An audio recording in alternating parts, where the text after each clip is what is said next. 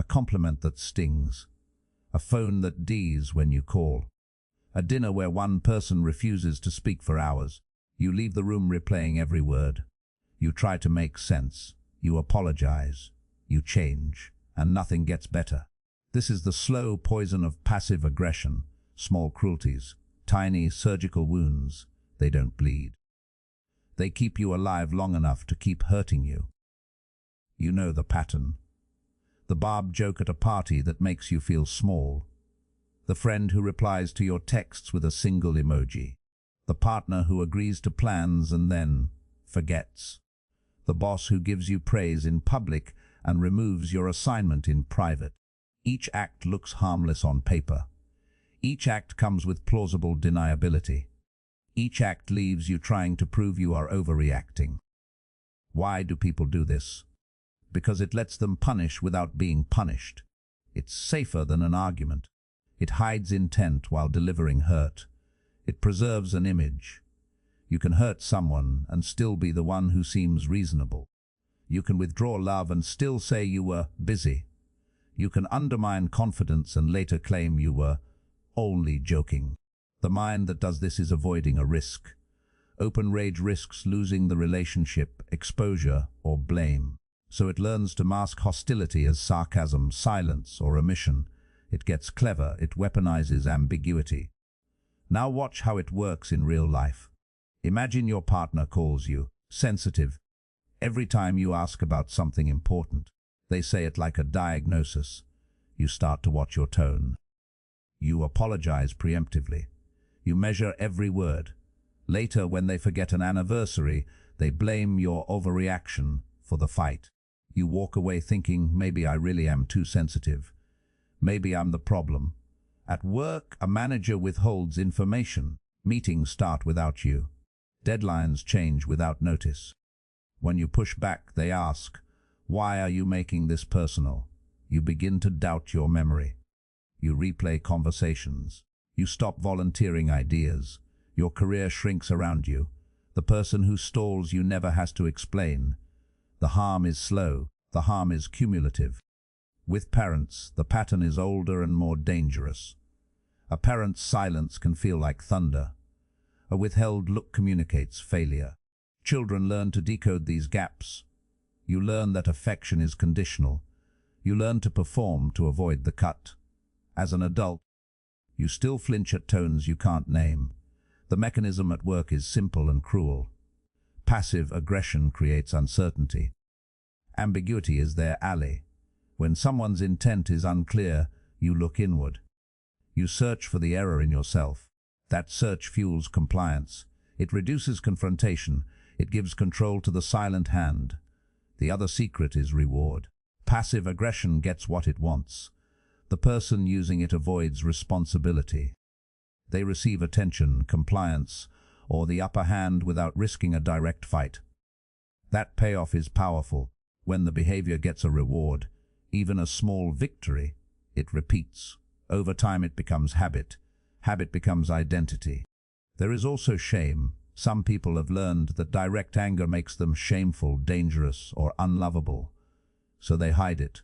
Sarcasm, backhanded compliments, withholding. These are ways to express anger without seeing yourself as the villain. It's a way to keep the relationship but punish the other person. It looks like control.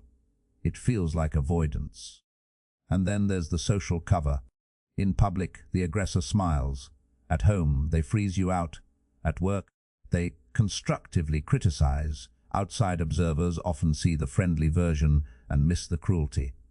That mismatch gaslights you. You are told to reconcile two different realities. The polite public one and the cutting private one. You start to doubt your perception. You start to hide the wounds. Notice how small cruelties compound. One backhanded comment is a single notch. 1,000 backhanded comments reshape you. You learn to anticipate the sting. You build defenses. Those defenses are not strength. They are scars. You stop speaking up because the cost is too much. You stop trusting because your calibration for normal was changed slowly, like water eroding stone. The emotional cost is stealthy but deep. You lose confidence. The small acts attack your sense of worth slowly enough that you accept the erosion as normal. You become hyper-aware of how you're perceived. You rehearse conversations. You avoid eye contact. You apologize for existing.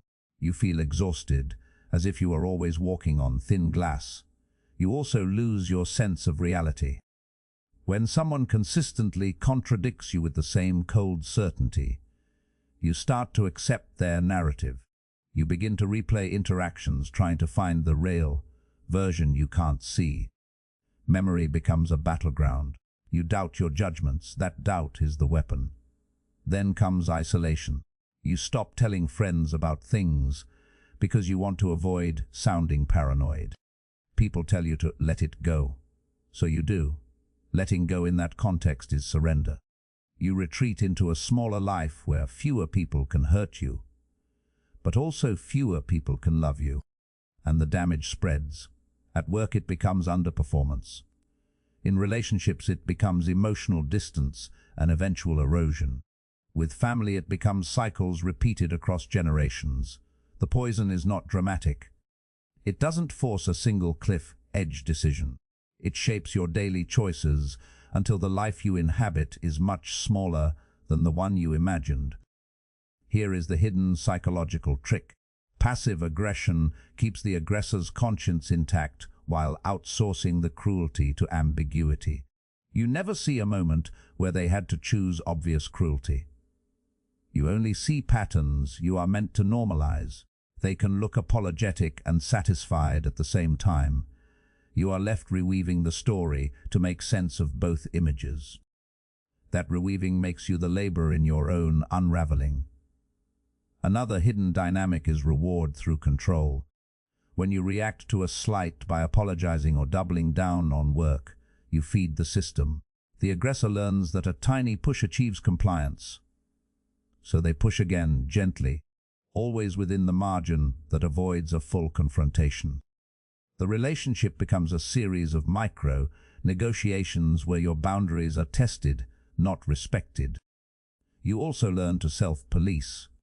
The more you try to anticipate their moods, the more you become their mirror. They no longer need to punish loudly. Your own anxious attempts to prevent the next slight keep you subdued. This is subtle coercion masquerading as emotional management. Think about a very specific moment. A partner cancels dinner and says, "I didn't know you wanted to go." You don't know whether they forgot or did it on purpose. You ask. They respond with a look or a sigh. You apologize for asking. The tiny humiliation resets your place in the dynamic. You stop asking. You stop planning. The relationship narrows. Nobody speaks diagnosis. Nobody raises a hand. They exact consequence by omission. You carry the cost. All of this yields a final, cold truth. Small cruelties are not small. They are a strategy. They are a way to control without losing face. They are an efficient form of harm because they produce doubt, not outrage. Doubt is quieter. Doubt is longer. So what do you notice if you start to look? You notice patterns more than incidents. The same jokes, the same silences, the same apologies that always come from you. The same sense of walking on eggshells. You feel smaller. You are asked to manage someone else's mood as payment for being loved or included. That is not love. It is a contract where you are paying with your sense of self. There is one last thing the slow poison wants. It wants you to believe that because nothing catastrophic happened, nothing is wrong. It thrives on your generosity of interpretation. It survives on your tendency to reconcile and make excuses. That tendency is human. It is also what allows the poison to seep. When you realize this, you will feel two things at once. Relief, because the confusion has been explained. Rage, because something you defended has been a tool all along. You will also see a hard edge. Naming the pattern is a form of defense. Once you recognize the ritual, the tiny joke, the withheld information, the quiet withdrawal, you stop replaying every exchange for a different meaning. You stop doing the labor of excusing them. That shift is not dramatic, it is steady. It denies the poison its shelter of ambiguity. The real danger of passive aggression is not that it hurts. All hurt is painful. The real danger is that it makes you rewrite your future around a quieter cruelty. When you accept that small is harmless, you accidentally hand someone the power to redesign your inner life in increments. Listen to that feeling in your throat when someone jokes about you. Pay attention when silence feels like a verdict. These are not minor annoyances. They are negotiations over your boundaries and your reality. Small cruelties may be invisible to others. They are not invisible to you. And once you stop treating them as harmless, they stop being harmless.